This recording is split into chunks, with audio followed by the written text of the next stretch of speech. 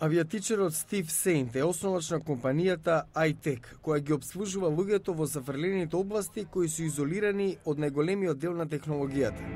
Самиот знае како е. Растел со татко му, кој летал долж и попреку на џунглите во Амазон.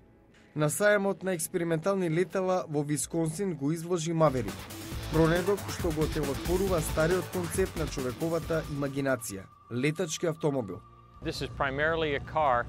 Се работи првенствено за автомобил, но со него истовремено можете да летате, а потребни се само неколку часа обука. Маверик може да постигне брзина од 150 км на час на патиштата.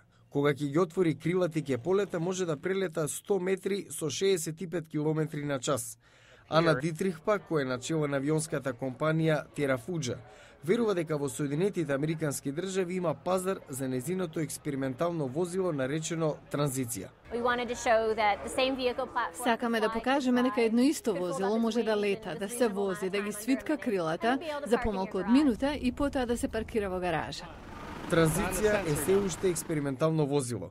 Некои критичари, како Џон Монет од компанијата Sonex Aircraft, што произведуваат спортски авиони на електричен погон, велат дека е прерано за возила автомобили. Авионот треба да биде изграден по различен стандард од автомобилот. Кога ќе споите два, тогаш добивате просечен продукт. Па сепак проценките се дека првиот летачки автомобил Транзиција ќе се појави на пазарот за 18 месеци и ќе чини околу $200,000.